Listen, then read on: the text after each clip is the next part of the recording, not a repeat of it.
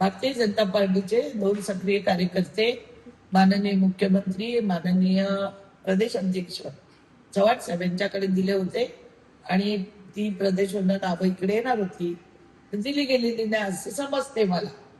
पण त्याच्यामध्ये मंदा मात्रेला कुठला धक्का बसला अशातला भाग नाहीये. मला धक्का मारला अजून वेळ लागणार आहे.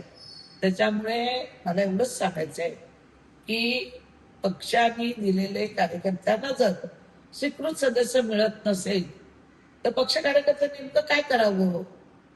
आज मी बघितली एक बातमी. मला संजय राऊतजींना एवढंच सांगायचं आहे की गणेश नाईक सत्तेशिवाय राहू शकतील का.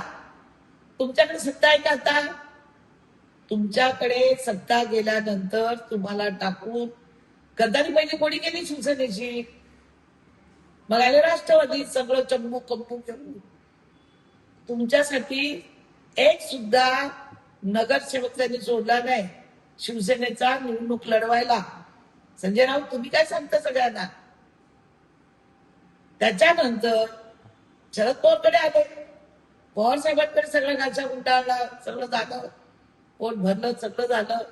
मग आले भाजपमध्ये. आता भाजपमध्ये तीच प्रथा. पुन्हा भाजपमध्ये पोट भरल्यानंतर इथला पुन्हा गच्चंत उचलणार आणखी तिसरीकडे जाणार. त्या मंदा मात्रेला धक्का द्यायला खूप वेळ लागेल. मंदा मात्रेने स्वतः धक्का दिलेला आहे 2दा. आणि सत्तेशिवाय लाचार, मी काय सत्तेशिवाय लाचार नाहीये. मी त्यांच्या दारात आजपर्यंत कधी पद मागायला गेली नाही आणि आयुष्य मरेन पण कधी पद नाही मागायला जाणार. एवढं आम्ही स्वाभिमानाने जगलो, स्वाभिमानाने याच्या पुढे जगणार. पण भारतीय जनता पार्टीच्या कार्यकर्त्यांवर होत असलेला अन्याय बघवत नाही म्हणून बोलायची वेळ येते. भाजपमध्ये आले का सत्ता बघूनच आले. त्यांच्याकडे होतं काय. राष्ट्रवादीच होते ना ते 19 मध्ये मागे लागलेले. मला घ्या मला घ्या.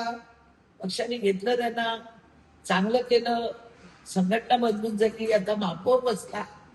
आता महापौर बसल्यानंतर मागचं विसरू विकास कामावर बोललं पाहिजे ना. कोणी विकास कामावर बोलत नाही. 1 वर्ष झालं आणि मी विकास कामं करते त्याला कुठेतरी बाद करतात, स्पीड ब्रेकर आणतात. त्याच्यामुळे विकास कामावर चर्चा झाली पाहिजे. मला वाटतं संजय राऊतजी तुम्ही प्रवक्तेपद घेतलंय, खूप चांगली गोष्ट आहे.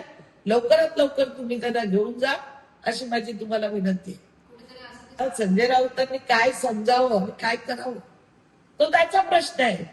पण मी त्यांना जुनी आठवण का करून दिली की पहिल्या पक्षाचे तुमचे गद्दार कोण होते ती त्यांना मी आठवण करून दिली. चूक बाकी काय.